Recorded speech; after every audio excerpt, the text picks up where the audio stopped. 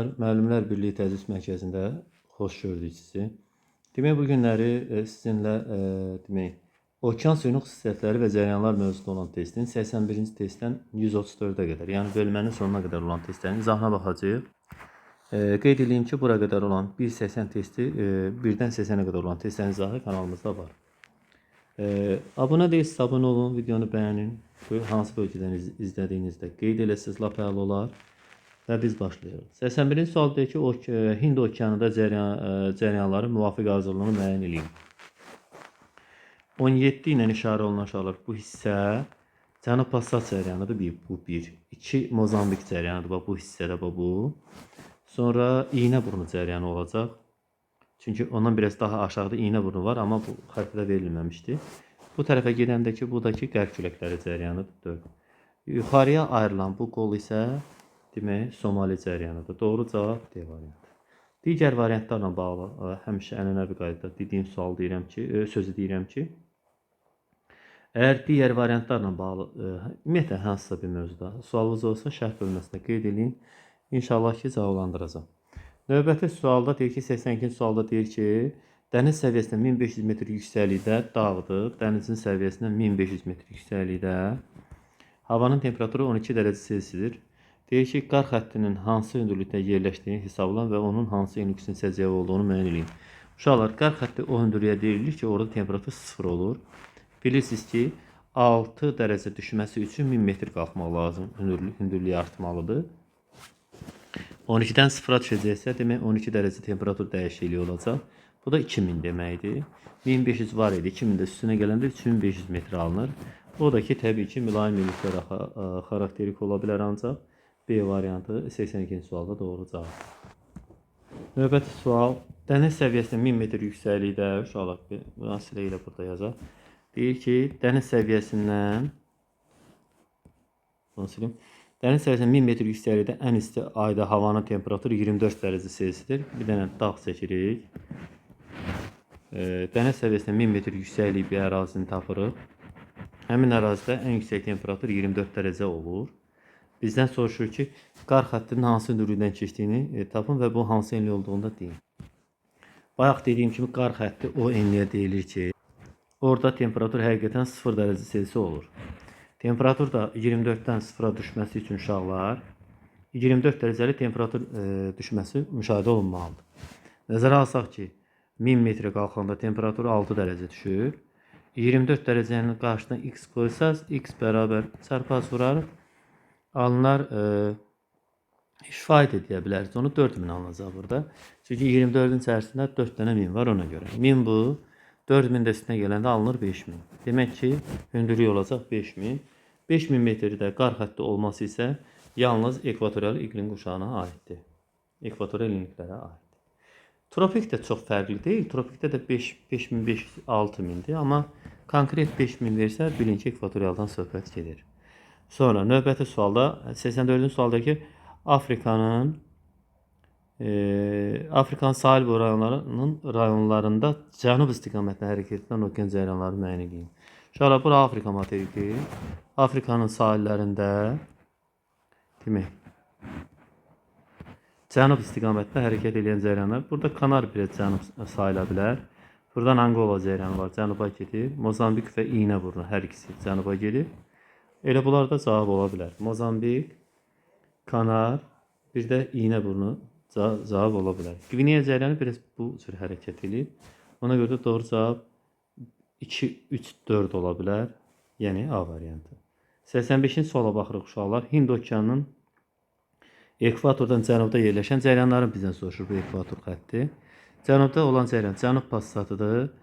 Burada Mozambik cərəyanıdır. İğnəburnu cərəyanı burada qeyd olunmamışdır. Var ancaq belə bir cərəyandır. Sonra bir də ki, Qərbi Avstraliya cərəyanıdır və qərb küləkləri cərəyanı. Görək cavab Mozambik, qərb küləkləri, Qərbi Avstraliya cərəyanı verilmiş də variantı doğru. Sualda deyir ki, uşaqlar, Madagaskar adası sahillərində isti, Somali yarımadası sahillərində isə soyuq okean cərəyanlarının keçməsinin nəticəsi. İsti cərəyan keçən ərazidə yağıntı çox olur, soyuq cərəyan keçən ərazidə isə yağıntı az olur. Yəni burada doğru cavab A variantı olur. Ümumiyyətlə, hara olmasından asılı olmayaraq belədir. Növbəti sual demək, Deyir ki 87 sualdır ki suyun temperaturu daha yüksək olan ərazilər. Əgər yüksək temperatur olan ərazi axtarırsınızsa, onda ekvatora yaxın bir ərazilər cavab olaraq götürməliyik təbii ki. Alyaska uzaq yerdir, ona ki bu hissədədir. Alyaskanı çıxacaq. Botnik, Fin körfəzləri, Botnik, Fin çıxıram. Çünki onlar Baltik dənizinin içərisində, Botnik burada, Fin, Riga körfəzi burada. Soğuk yer, ekvatora yaxın deyil. Növbəti qalır bir dənə Y variantı. Karpentariya körfəzi uşaqlar, bax burada yerləşir. Ekvatora kifayət qədər yaxındır. Bengal körfəzi yaxındır, bir də Ədən körfəzi. Yaxın olanda isti olur da ekvatora, ona görə. Suyun orta duzluğu daha çox olan körfəzlər. Burada duzluq xəritəsi var uşaqlar. Amma mən sizə bir dənə bir şey deyim ki, bu duzluğu necə təyin edəcəksiniz? Hansı körfəz? Deyək ki, bu xəritəni heç görməmisiniz. Bəs necə biləcək ki, harda duzluq necədir? Çox sadə. Əgər su hövzəsi isti, quru ərazidə yerləşirsə, onda duzluq çox olacaq. Yox, əgər qütbə yaxın, yəni buxarlanma qabiliyyətinin zəif olduğu, soyuq yerdə yerləşirsə, duzluq azdır. Duzluq çox istəyirsə, isti yer olmalıdır, həm də quraq olmalıdır. Botnik körfəzi soyuq yerdə, qütbə yaxındır. Sonra demək, Botnik körfəzi burada.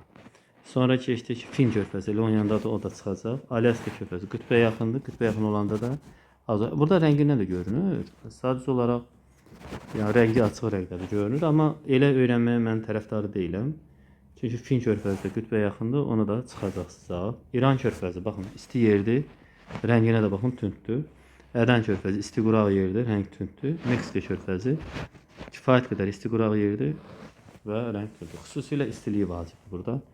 D variantı 88-də cavabdır. 89. Suyun orta duzluğu daha aşağı olan körfəzlər. Yəni ki, suyu şirin, nisbətən şirin demək olmaz okean suyuna, amma duzluğu az olan. Bu zaman buxarlanma qabiliyyəti zəif olan, yəni soyuq yerdə yerləşən körfəzləri cavaba seçməliyik. İran körfəzi uşaqlar isti yerdir, ona görə cavab deyir o. Kaliforniya körfəzi kifayət qədər isti yerdədir, ona görə o da çıxacaq. Sonra keçdik bu tərəfdən, Ədən körfəzi isti yerdədir, İran körfəzi isti yerdədir. Fin, Botnik, Alyaskaya baxaq. Alyaska, Botnik, Fin. Həm rənginə baxın, açıq rəngdədir, həm də buxarlanma qabiliyyətinin az olduğu bir yerdir. Az olanda şirin olur su nisbətən. Yəni şirin olmur da, duzluq az olur. Növbəti suallara baxırıq uşaqlar. Deyir ki, dərinlik ölçən cihazın okean dibinə göndərdiyi səs siqnalı bizə deyir ki, 4 saniyədən sonra qəbul edilmişdir. Soruşur ki, okeanın dərinliyini demək tapaq. Demək uşaqlar, deyək ki, burada bir gəmi, okeanın dibidir, burada su səthidir, burada bir gəmi var. Gəmidən göndərilən səs siqnalı 4 saniyə həm gedib, həm də qayıdıbsa, bir tərəfi 2 saniyə eləyər. Yəni yazmalıyıq 4/2. Alınır 2 saniyə. Sonra həmin o 2 saniyəni vurursunuz 1500. Çünki səsin suda yayılma sürəti elədir. 3000 metr alınır. Səs dalğalarına əsasən okean dərinliyini ölçən cihazın adı isə ixolotdur. 91-ci suala baxırıq uşaqlar. Tropik enliklərdə okean sularının və atmosfer istiliyin mülayim enliklərə gətirilməsinə rolu olan cəryanlar. Tropik enliklər, yəni təxminən indi bizdə təzyiq sahəsi olaraq 20-30 enliklərə deyirlərdi, amma tropik xəttlə də təxminən oxşardı. Buradan mülayim enliklərə, mülayimdə təxminən 50-60 enliklər hesab olunur, belə. Bu arada tropikdən mülayimə doğru su aparan cəryan istəyirsə bizdən uşaqlar, Hofstream cəryanı ilə Krosel cəryanı görürsünüz ki, bu hissədə cavab ola bilir.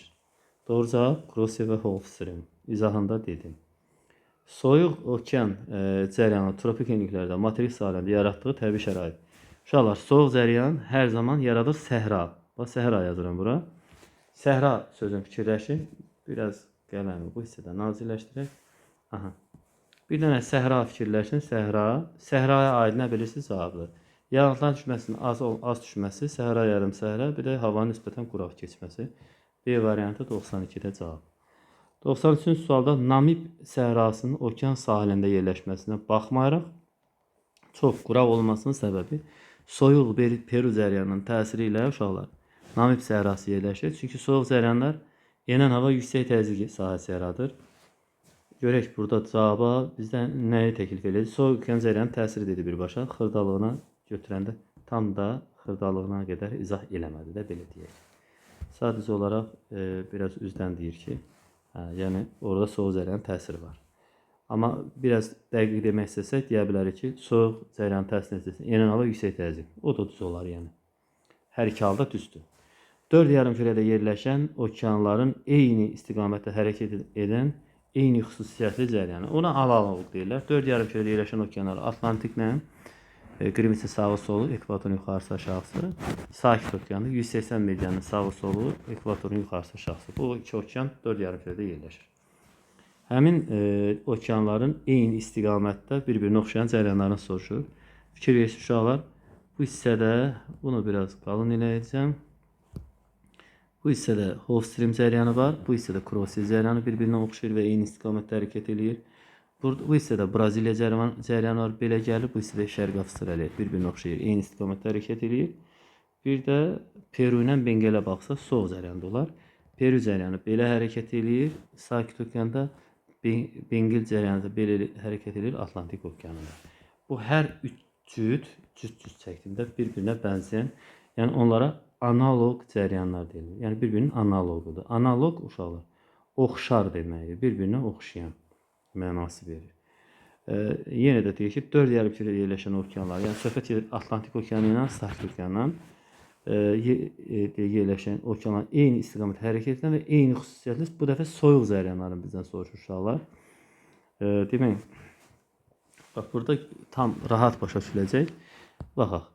Baxın, Kaliforniya cəryanı belə gəlir, Kanar cəryanı belə gəlir. Görürsünüz, istiqamət eyni, ikisi də soyuq cəryan, ikisi də cənuba doğru.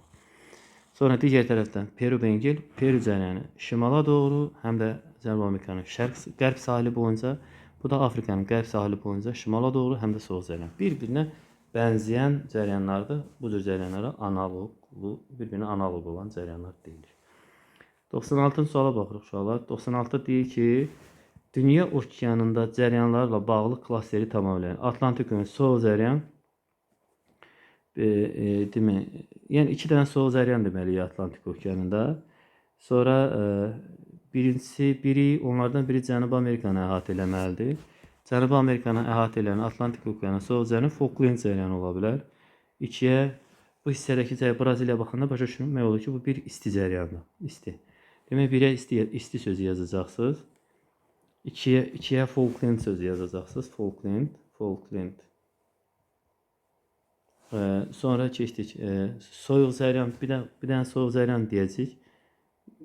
O cəryanda, yəni Qvineya cəryanı hansı materikə əhatə edir? Afrikanı. Afrika sahilində demək, soyuq bir cəryan adı deyəcəksiniz uşaqlar. Atlantik okeanında həm də olacaq. Atlantik okeanında, Afrika sahilində soğuq cəryan. Ya Kanar olacaq, ya da Bengel. Ona görə də doğru cavab 3-ə Bengel deyə bilərsiniz. Ola bilər Bengel. Çünki Bengel həm Atlantik okeandadır, həm də Bengel Afrikanın sahilindədir. Sonra isə materik olaraq da 4 Afrika idi, C variantı düz gəlir. Yenə deyirəm, digər variantlarla bağlı yazdığınız istənilən şəhər YouTube studioda mənə bildiriş kimi gəlir uşaqlar. Yəqin ki, hərdən fikirləşirsiniz ki, bura şərh yazacaq, Allah bilir, onu görəcək, görməyəcək.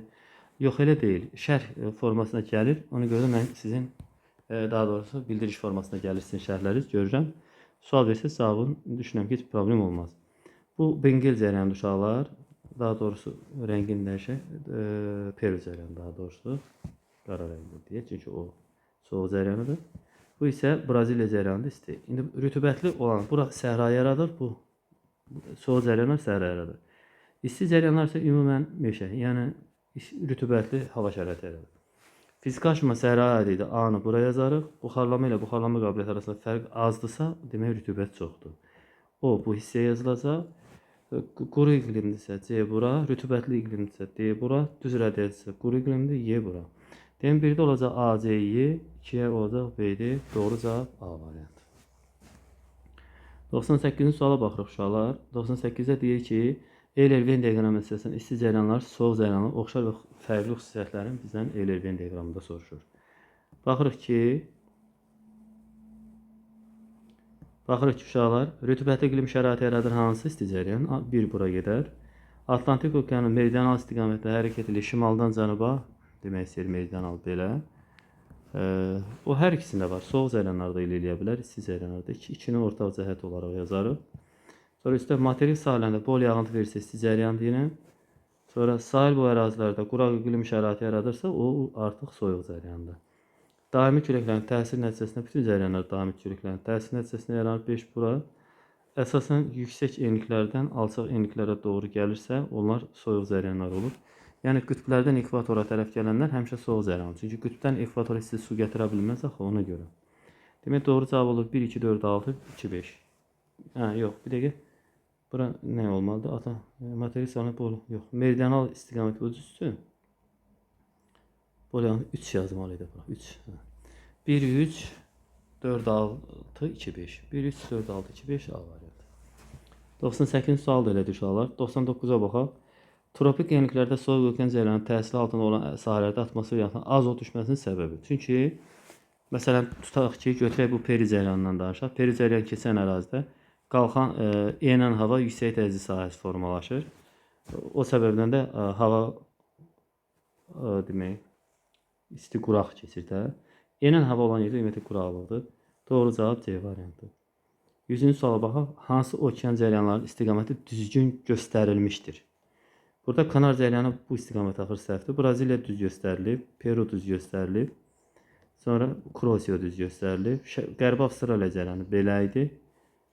Labrador cərəyanı isə belə idi. Düz olanlar 1, 5, 6-dır. O da C variantı. 101-ci suala baxırıq uşaqlar. 101-də deyir ki, qrafika uyğun gələn məntəqələr müəyyən edin. Ümumiyyətlə 34 promilli, istəyirsiniz bu xəritənin üzərində mən qeyd edeyim bura. 34 promilli ekvatora aiddir. 36, 37, 37 yazıram bura. Promilli tropiklərə aiddir. Mülayim 33-dür təxminən. Qütbdə 31, 32. Mən 31 yazdım. Əf olsun, orada qrafikdə 32 verib 32 yazaq. İndi xəritədə həmin variantı tapacağıq biz. Demək. Birdə biz ekvatora tərəf olanı götürməliyik. Yəni 4 gedəcək 1-ə. Sonra tropik enliklərdə 37 2-yə gedəcək. Görünür ki, A variantına oxşayır. Yəni dəqiq A variantıdır. Mülayim 3-ə getməlidir. 4-ə də 2 getməlidir. Elə A variantı doğru cavab. Xəritə sxemdə göstərilən cərəyanlar çatdıqları ərazinin temperaturu necə dəyişir? İsti cərəyan istiləndirir, soyuq cərəyan soyudur. 1 isti cərəyandır, 3 isti cərəyandır, 2 isə soyuq. Buna görə də artırır, artırır, orta soyudur. Olacaq artırır, azaldır, artırır. Artırır, azaldır, artırır. D variantı 102-də cavab idi. 3-cü sualda yenə xəritə sxemdə cərəyanlar hərəkət etdiyi ərazinin suyunun duzluluğu. İsti cərəyanlar duzluluğu artırır, soyuq cərəyanlar isə azaldır. Bu ikisi azaldır olacaq, ortadakı isə artırır, artırır. Azaldır, artırır, azaldır olacaq. Azaldır, artırır, azaldır. O da ki 103-də C variantı. İsti cərəyanlar duzluluğu artırır da bir dəfəlik bilmək lazımdır. Nəyə görə? Səbəbini bilmək istəsəz, isti cərəyanlar sahil ərazilə yaxınlaşanda su buxarlanır, külək vasitəsilə materikin üzərinə aparılır. Buxarlanan sudakı duzluq yaradar. O təbii bir haldır. Su buxarlanırsa duzlaşacaq. Sonra xəritə sxemdə rəqəmlər əsasən okean cərəyanları müvafiq ardıcılığı müəyyən edin. Fikir verdirsə, bundan əvvəlki bölmədə də bu bölmədə, ümumiyyətlə bu bölmənin testlərində ancaq danışırıq demək olar ki, xəritələrdən. Bir şimal passat cərəyanı, 2 Krosiyadır, 3 şimali sakit okeandır, 4 isə Kanar. İndi bu variantlara baxsaq, şimal passat, Krosiya, şimali sakit okean, Kaliforniya. Doğru cavab B variantı. Burada Cənub Passat cərəyanı, Şərqi Avstraliya cərəyanı, qərb küləkləri Peru. Variantlara baxırıq. Biz digər variantları çıxmaqda mən heç bir məna görmürəm. Çünki bunun konkret cavabı var da. Həm sağdakı xəritəyə baxa bilərsiniz ondan ötürü. Burada xəritə var. Mən işarə edəcəm, baxa bilərsiniz. Həm də ki, yəni bunun çox konkret bir cavabı var da. Konkret cavabı olan suallarda variantı çıxmayın. Qəbul imtahanı olar o heç, ancaq indiki halda, bu halda mən elə məsləhət görmürəm. Özümə məsləhət görmürəm. İxalatdan göndərilən səs siqnalı uşaqlar 2016-cı ildə bu sual qəbul imtahanı olub. Əvvəlkilərin məzunları heç səhv eləmirəmsə. 7,4 saniyə okeanın dibinə həm gedib, həm də qayıdıbsa, bir baş dərinliyi tapanda onu bölərsiniz 2-yə çıxar 3,7. 3,7-ni demək ki, aldıq ki, suyun gedib okeanın səs dalğasının okeanın dibinə gediş məsafəsi 3,7 saniyə başa gəlir. Onda 3,7-ni vurarıq. Yazarıq 3,7 3,7 vur 1500-ə. Oradan təxminən səhv eləmirəmsə 5500-ə yaxın bir ədəd alınacaq. O da Qrenlandiya dənizinin dərinliyinə daha yaxın idi. 5527 metr idi səhv eləmirəmsə onun dərinliyi. Ixalatdan göndərilən səs siqnası 10,3 saniyə gedib qayıdıbsa, o həm gedib qayıdıb axı bizə bir tərəf lazım. 10,3-ü bölərsiniz 2-yə, alınar 5,15. 5,15-i vurarıq 1500-ə, doğru cavab alınar təxminən 7700. 7729 metr isə uşaqlar zon çökərliyinin dərinliyi idi. Zon dadalarının yaxınlığında yerləşir burada, İndoneziya tərəfdə. Ona görə doğru cavab zon çökərliyi C variantı olacaq. Növbəti suallara baxaq. Deyəsən açıq suallardır. Xəritə sıxı nəticəsindən dünya okeanı daha çox duzlu olmalı ki, yəni isti yer, buxarlanması yüksək olan yerdə duzluğu çox olur uşaqlar. Ya şimal tropikini götürməlisiniz, ya cənub. 3 cənub tropikdir, 6 şimal tropikidir. Duzluq çox olmaq üçün buxarlanma çox olmalıdır. Bir də bir də bu hissədə tropik var. Doğru cavab olur 1, 3, 6. Növbəti suala baxırıq. Dünya okeanı daha az, bu dəfə soyuq yer olmalı ki, buxarlanma qabiliyyəti zəif olsun. Ya da ki, bax, məsələn, 5-də də duzluq azdır Benqal körfəzinin. Çünki orada Brahmaputra çayı tökülür. Bir də mülayim. 2-5 soyuq, nisbətən çox isti deyil. Buxarlanma qabiliyyəti zəifdir deyə götürmüşük. 5 isə Benqal körfəzi xüsusi bir haldır. Benqal körfəzinə Qanq və Brahmaputra çayları töküldüyünə görə fikir verin, duzluq azdır orada. Yəni, o xüsusi bir haldır. Ona görə də doğru cavablar 2, 5, 6 olacaq. 2, 5, 6. Növbəti suala baxırıq. Şimali Amerika materikinə aid səciyyəvi xüsusiyyətlər. Şimali Amerika 3 okean suları ilə əhatə olunmuşdur. Şimali Amerika baxırıq uşaqlar. 1 okean, 2 okean, 3 okean. Ona görə də bunu götürəcəyik, bu düzdür. Şərqində yalnız soyuq cəryanlar keçir. Niyə? Onun şərqində, məsələn, burada Holstin cəryanı var, isti cəryanıdır. Burada Labrador var, o soyuqdur. Fikir doğru fikir deyil. Bütövlükdə şimal və qərb həmşəsində, bəli, Şimali Amerika ekvatordan yuxarıdadır, Qrimsə görə sol tərəfdə. Ona görə də bu 3 doğru. Təbiətin Atlantik okeanın təsiri güclüdür. Bəli, o həm Atlantik okeanın salında yerləşir, ona görə. Həm də ki, dünyanın fiziki xəritəsinə baxsaq, fiziki xəritə yox idi deyəsən burada. Yox var. Burada bu hissələr Atlantik okeanına tərəf olan hissəsi düzənli idi. Atlantik okeanın üzərində formalaşan hava kütlələri elə Cənubi Amerikanın özü də belədir. Materikin içərisinə rahat daxil ola bilir. Ona görə də 1, 3, 4 burada doğru cavabdır. Növbəti suala baxırıq. Kaliforniya və Alyaska yarımadaları üçün ümumi olmayan cəhətlər. Həm Kaliforniya, həm də Alyaska. Kaliforniya, Alyaska. Ümumi olmayan nədir? Ərazisi alçaq təzyiq qurşağında yerləşir. Xeyr. Kaliforniya tropik yüksək təzyiq sahəsidir, bu deyil. Sahələrin soyuq okean cəryanları təsiri Kaliforniyada ümumi olmayan istəyir. Üzürsən, bir götürəcəyik cavaba. Çünki bizə ümumi olmayan soruşur. Sahələri soyuq cəryan təsir edir. Bəli, bu da ümumi deyil. Çünki burada Kaliforniya soyuq cəryandır. Burada bu hissədə isə Alyaska isti cəryan. Fərqlidir. Sonra keçdik. Nə var başqa? Sahənin eyni adlı körfəz var. Bəli, burada Alyaska körfəzi var. Burada isə Kaliforniya körfəzi var. Bu fərq deyil. Bizdən fərq istəyir. Quru iqlim şəraitinə malikdir. Bu hissə Kaliforniya cəryanı, soyuq cəryanı olduğuna görə buralar Ona görə də bir də 4 cavab olacaq. 111-in cavabı 1, 2, 4 olur. Növbəti suallar. Tropiklərdə isti okean cəryanları materik sahələrini yaratdığı təbii şərait. İsti cəryan sahil əraziyə yaxınlaşdısa, məsələn, deyək ki, Braziliya cəryanı kimi, bu ərazidə rütubət gətirəcək bol və meşə landşaftı yaradacaq. Bol yağıntı gətirir. Yəni, səhranın əksidir, belə deyək. Eynən yox, yağıntılı yerdə qalxan hava olur. Səhra ola bilməz. Buxarlanma ilə buxarlanma qabiliyyəti arasındakı fərq az olması rütubətli ərazilərə xarakterlikdir. Bir də ki, çox yağış yağdığına görə meşədə olacaq. 1, 4, 5 cavabdır. Okean cəryanı təsiri ilə meşələrin yarandığı, yəni isti cəryanları cavaba verməliyik. Alyaska cəryanı təsiri ilə 1-də meşə yaranır. Amma 6-da Kaliforniya soğuq cəryanında səhradır. Burada səhradır. Braziliya cəryanı təsiri ilə 2-də meşə yaranır. Şərqi Avstraliya cəryanı təsiri ilə 5-də dəyişkən, 2 ilə 5-də dəyişkən rütubətli meşələr adlanır. Bu hissələr daimi buzlaq zonasıdır. Doğru cavab olur 1, 2, 5.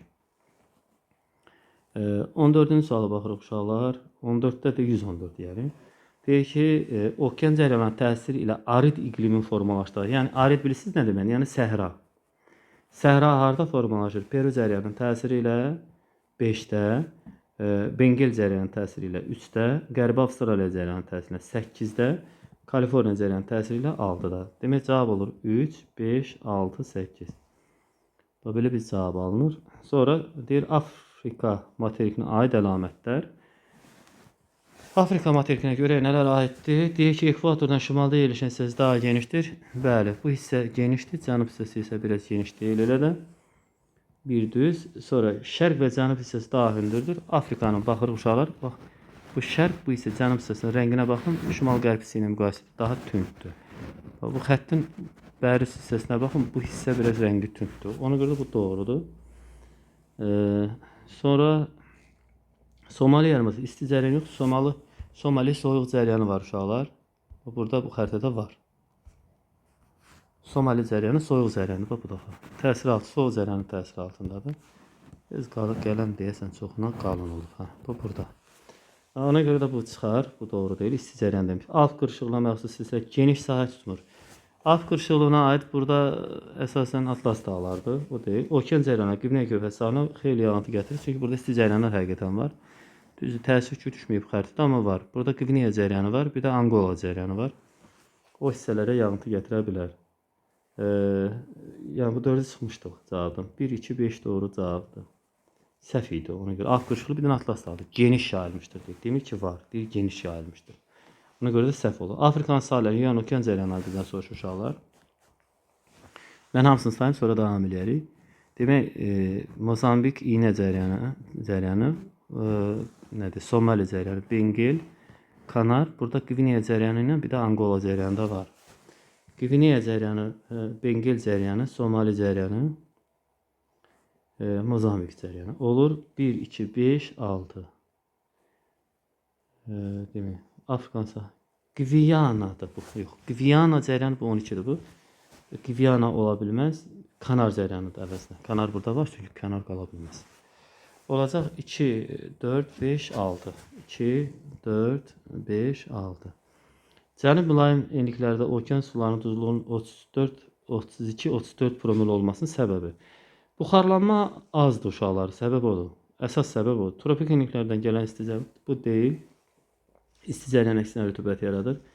Qütb ətrafı ərazilərdən gələn soyuq su axınları ola bilər. Çünki soyuq suda duzluq az olur. Bolsulu çaylar cənub yarımkürəsində mülayim iklimlərdə elə də çox deyil sözün düzü. Yəni ona görə də o doğru deyil. Buxarlama qabiliyyətinin az olması çünki çox isti yer deyil. Yağıntının miqdarının buxarlanmadan çox olması ən əsas vacib səbəblərdən biri elə bu 5-in özü idi. 118-ci sual deyir ki, tropik enliklərdə, bu dəfə tropik enliklər deyir ki, niyə görə bu hissədə duzluq azdır. Mən onu sizə xəritədə göstərmişdim o bir bölümdə. Tropik enliklərə baxın uşaqlar. Orada duzluq çoxdur. Səbəbini soruşur ki, niyə çoxdur? Hər iki hissənin duzluğunun çox olması səbəbini soruşur. Buxarlanmanın az olması, əksinə buxarlanma az olsa duzlu olmaz. Rütubətin həmsahə vahiddən kiçik olması, yox, yəni quraq olması, bu düzdür. İkini götürməliyik, çünki quraqlıq mənası verir. Yağıntı çox olsa şirin olardı, yağıntıların az olması. Bir də buxarlanmanın qabiliyyətinin yüksək olması. Yəni 2, 4, 6 doğru cavabı. Atlantik okeanın şimali Amerika sahillərində suyun donma enliyinin Avropa sahillərinə nisbətən daha cənubdan keçməsi səbəbini bizdən soruşur uşaqlar. Bilirsiniz sualın mənası nədir? Bu burada nə deyir? Deyir ki, donma sərhəddə, buzlaq sərhədlərini göstərməyə çalışırdım. Burada diqqətlə fikir verirsiniz, buzlaşma sərhədləri görünür. Deyir ki, Atlantik okeanın bu şimal hissəsində buralarda donma zonası bu hissələrdə yerləşir. Yəni şimaldadır, o belə. Görürsünüz? Amma Amerika tərəfdə biraz aşağıdadır. Səbəbi soruşur, soğuq laboratoriya cərəyanı cavab ola bilər.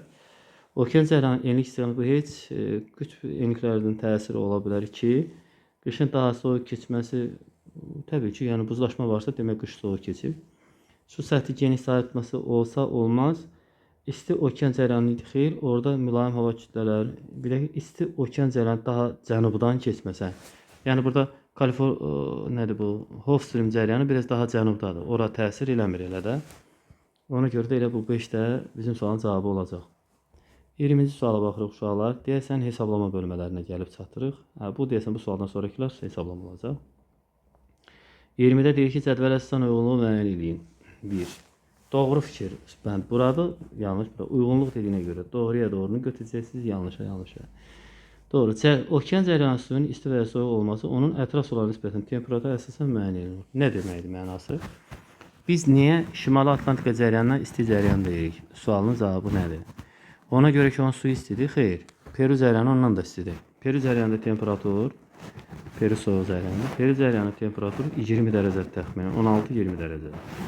Amma burada 3-8 dərəcədir müsbət. Bəs niyə 3 dərəcəyə biz isti cəryan deyirik, 20 dərəcəyə soyuq? Çünki isti cəryan biz onun suyunun temperaturuna görə isti demirik. Ona isti deməyimizin səbəbi odur ki, onun gətirdiyi su bu ərazinin ətraf sularına nisbətən müqayisədə daha isti su gətirir ona görə. Bir də elə onu deyirdi, ona görə də doğru cavabdır. 2-yə baxırıq. Dalğanın ən hündür hissəsi, onu belə bir dalğa götürsəz, ən hündür hissə bura yal adlanır, aşağısı daban. Bu da onu deyir, o da doğrudur. Sonra keçdik. Cəryanlar daimi küləklərdə əsdi istiqamətin əksinə niyə əssin? Çünki cəryanları daimi küləklər yaradırsa, külək ha tərəfə əssə, o da normalda o tərəfə gedər də. Yəni o daha məntiqlidir. İkinci sütundan yalnız yanlışları seçəcəksiniz. Günəş, ay və yer təqribən bir xətt boyunca olduqda qabarmanın hündürlüyü daha böyük olur. Bu doğru fikirdir, amma yanlış bəndin altında olduğunu görüb götürmərik. Okean cəryanını yaradan başlıca səbəb daimi küləklərdir və daimi küləklər okean cəryanı yaradır. Coriolis qüvvəsi şimal yarımkürəsini sağa, cənubda isə sola meylləndirir. Ona görə bu da doğrudur, amma yanlış fikrin altında olduğuna görə götürməyəcəyik. Soyuq cəryanların suyu ətraf sularına nisbətən daha duzlu olur. Bu yanlışdır, çünki soğuk cəryanlar duzluq yaratmır, isti cəryanlar yaradır. Bu hissədən 2 dənə düz var, onu götürmüşük. Bu hissədən də bir dənə yanlış var, onu götürürük. Alınır 1, 2, 6. Burada da artıq hesablamaq olan hissəyə çatmışıq deyəsən. Sistemli şəkildə hesablamalara başlayaq. Demək, 120-ci sualda deyir ki, uşaqlar, duzluğu 44 promil olan 1800 litr suda neçə kilogram duz əldə eləmək olar? Bunu 2 yolla eləmək olar. İndi ən əsas rahatı düşünürəm ki, belə biraz rahat olar. Əgər 44 promildirsə, biraz naziklik. Əgər 44 promil duzluq varsa, uşaqlar, 44 promildirsə duzluq. Bu demək ki, 1 litrə 44 qram. Onda 1800 litrə x deyirsiniz. Buradan bir cavab taparıq. X bərabərdir. Uşaqlar, buradan alınacaq 792, 2 dənə sıfır əlavə. İndi bu olur qram da, bu qədər qram əldə olur. Amma bizdən soruşur ki, neçə kilogram duz əldə eləmək olar? Ona görə də 79200 qramı böləcəyiz 1000-ə.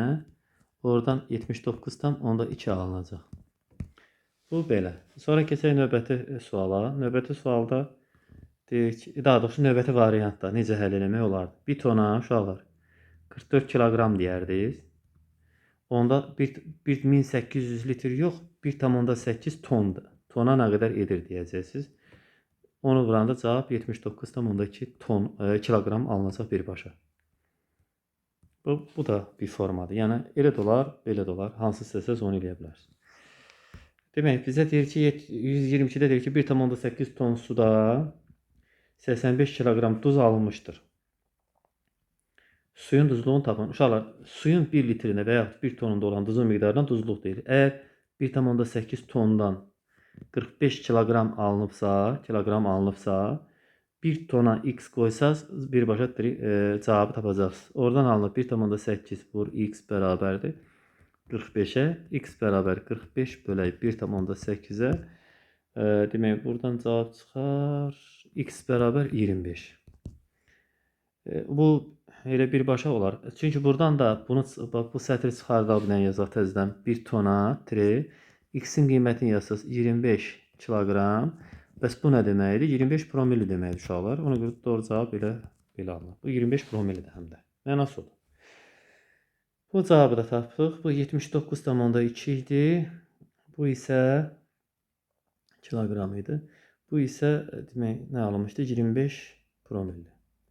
Sonra tropik enliklərdə 2 dənə ərazidən söhbət edir. Bir tropik enliklərdən, bir də mülayim enliklərdən. Tropik enliklərin duzluğu 1 tona, demək 1 tona görə 36 kilogram. Yəni çünki 36 promillidir. Mənası odur 36 promilli.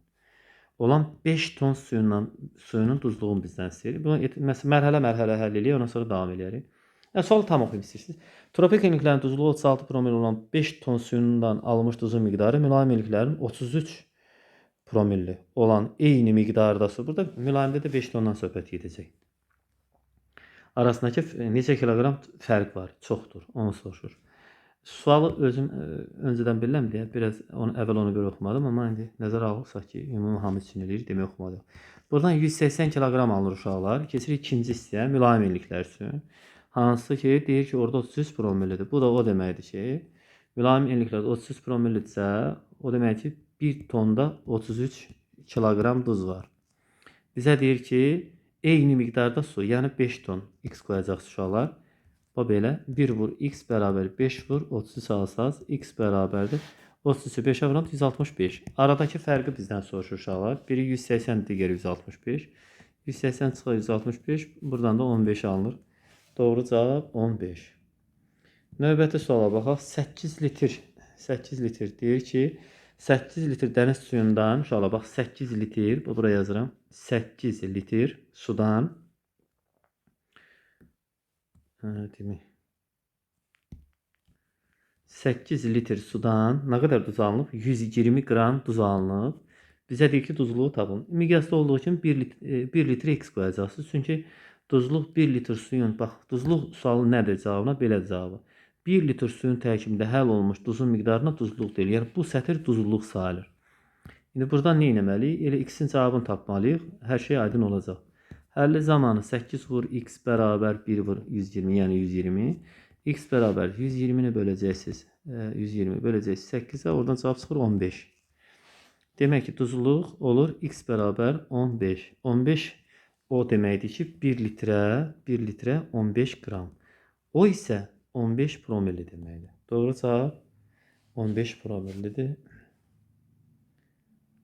Burada 15 promilli alırıq. Digərində isə kiloqram idi. Bu vaxtı yazaq ki, 15 yəni də ona görə birdən çaşdırar. Növbəti suala baxaq. Növbəti sualda deyir ki, uşaqlar, qırmızı dəniz birisi 42 promillidir. Bu dərslərdə keçilir. Ən duzlu dəniz. Göllər yox, dənizlərin sərsənin duzlu. Gölləri götürəndə ölü dəniz ən duzludur. Suyundan almış, qırmızı dənizin 4 ton suyundan alınmış duzun miqdarı Qara dənizin eyni miqdarda suyundan alınmış duzlardan nə qədər çoxdur? Yəni ki, deyir ki, bir dəfə qırmızı dənizi hesablayın. Qırmızı dənizi hesablasaq, nəzərə alsaq ki, o 42 promillidir. Yazırıq 1 tonda 42 kiloqramdırsa 4 tonu soruşurdu. 4 tona x yazırsınız. Alınır ki, 1 vur x bərabər 4 vur 42, 168 kiloqram. Bunu unutmuruq, yadda saxlayırıq. Sonra isə keçəcəyik ikinciyə, Qara dənizə. Qara dəniz. Qara dənizə görə nə deyir bizə uşaqlar? Qara dənizdə 18 promillidir. Nə deyir?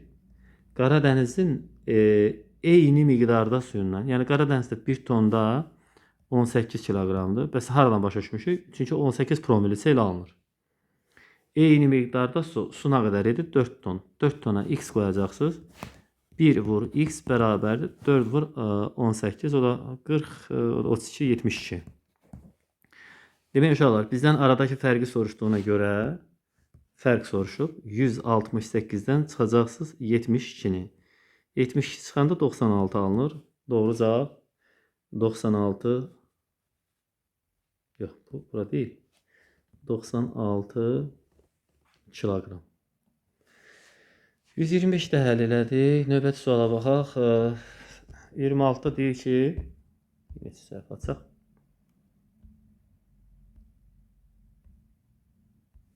Elə buraya yazaq. Demək, 26-da deyir ki, 126 sualda ki, orta duzluq 35 promilli. Orta duzluğa malik olan okean suyundan 7 kiloqram duz alınmışdır. Həmin miqdarda duz almaq üçün Şimali Xəzərdən, bax, iki variant götürək. Okean üzrə bir hesablama apararıq. Şimali Xəzər üzrə isə ikinci hesablamanı apararıq. Baxa, orta duzluq o demək ki, 1 tonda 35 kiloqram. Deyir ki, 7 kiloqram duz alınır. Kiloqram yazdım bunu, kiloqram eləyək, kiloqram. 7 kiloqrama duz alınmışdır. Bunu soruşur bizdən. Həlli zamanı alınır ki, 35x bərabərdir 7-yə, x bərabərdir 7 bölü 35. O da 7-yə ixtisar geçsə 5-də 1 alınır. O da 0,2 ton deməkdir uşaqlar. Bunu unutmayın. 0,2 ton. Bunu yadda saxlayırıq. Sonra uşaqlar, ikinci halda Şimali Xəzərdə duzluğa baxın 2 promili verib. 2 promili veribsə o demək ki, bir tonda 2 kiloqramdır. Bizə 7 kiloqramın nə qədər olduğunu soruşursa, onda yazarıq ki, 2 vur x, 2 vuraq x bərabərdir 1 vur 7. Yəni 7. Buradan isə alınar x bərabərdir 7 böl 2, o da bərabərdir 3,5. Demək uşaqlar, ton. Birində almışsınız, cavabı almışıq 0,2 ton, digərində 3,5 ton. Yazırıq 3,5 çıx 0,2 bərabərdir 3,3 ton. Amma bizdən nə ilə soruşur? Fikir verin, litr. Litr dediyinə görə tonu litrə çeviririk, yəni 3300. 1000'ə vuracaqsınız litr. Doğru cavab 3300 litr. Növbəti suala baxırıq. Növbəti suala baxaq. Deyir ki, 127'də deyir ki, qırmızı dəniz suyunun 42 promildir. Biz onu bilirdik.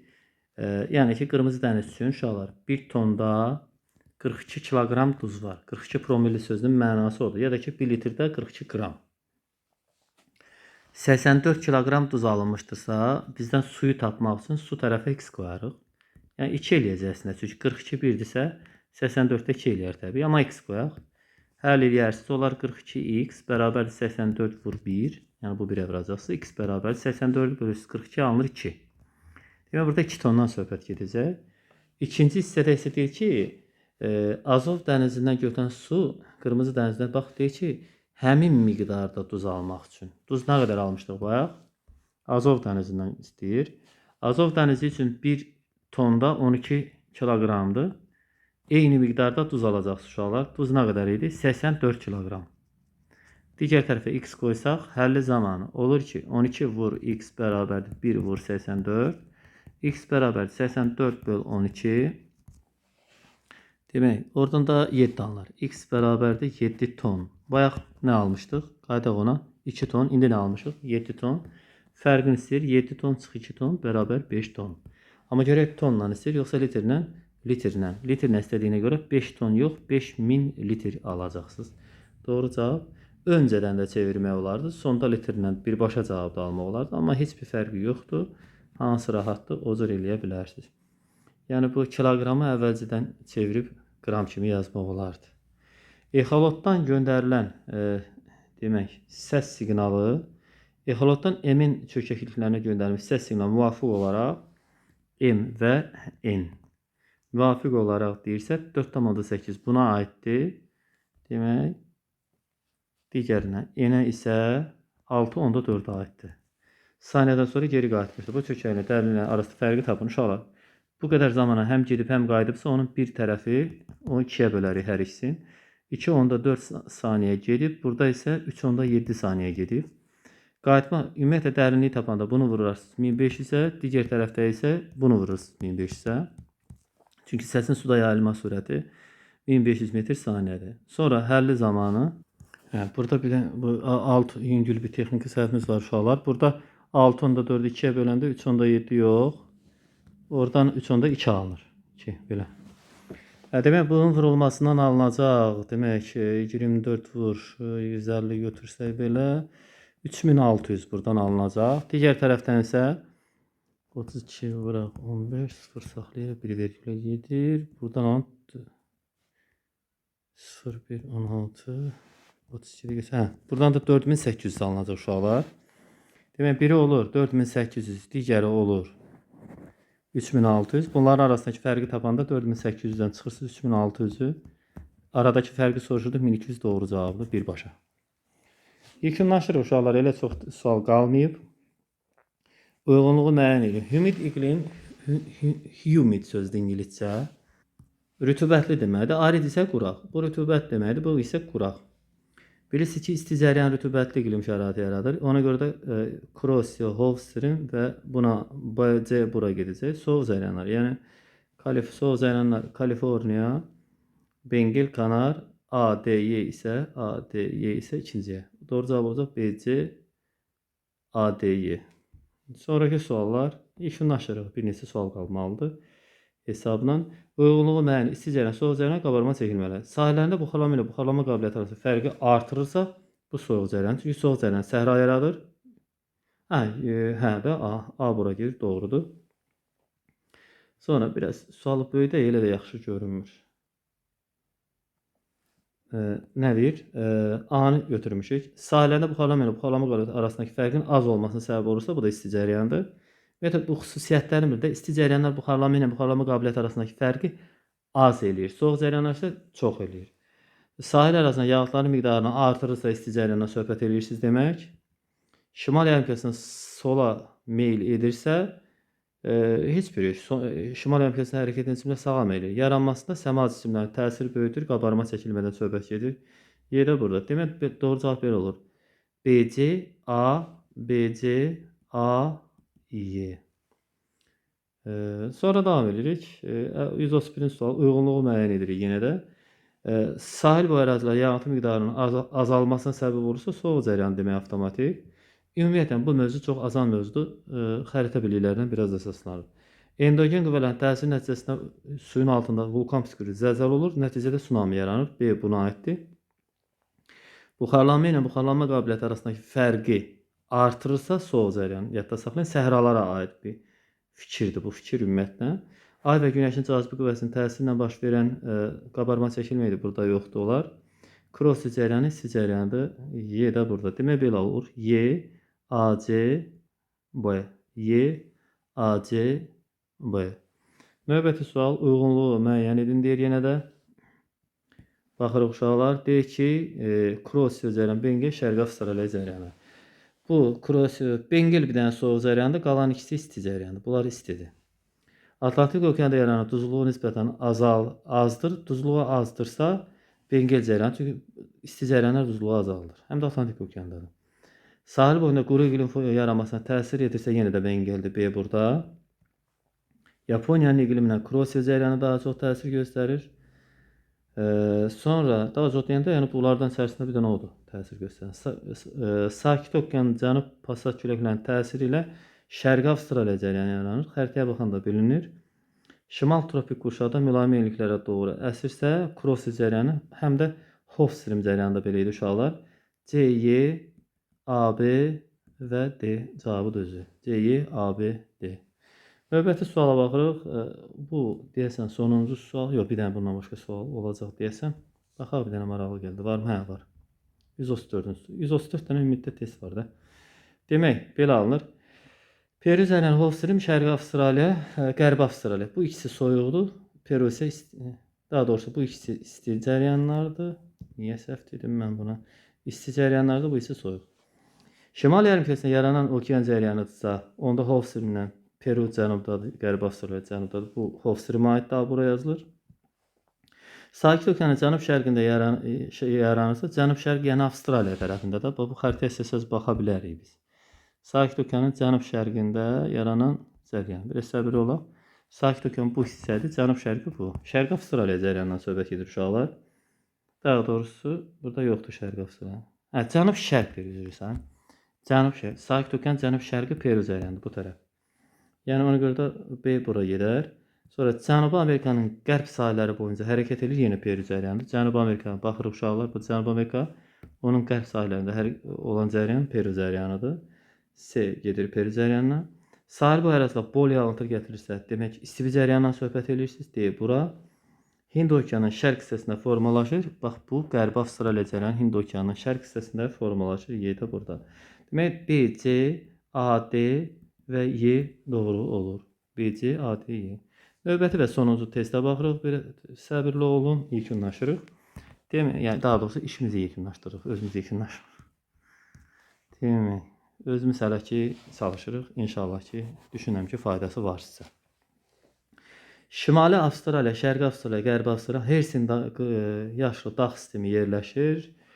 Nə dərəcədə hidrosferlə əlaqəli olmağını deyə bilmərəm, amma Şərqi Avstraliyada Hersin yaşlı böyük sahil silsilə doğrudan da var. Ona görə də A bura yazılar.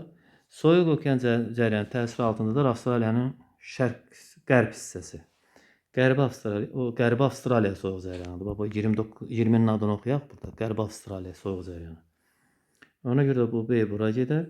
Denudasiyon düzənliklər geniş yayılmışdır. Yenə də Avstraliyanın qərb hissəsindədir. Demək, denudasiyon düzənliklər Qərbi Avstraliyada olduğuna görə C gedər Qərbi Avstraliya bura.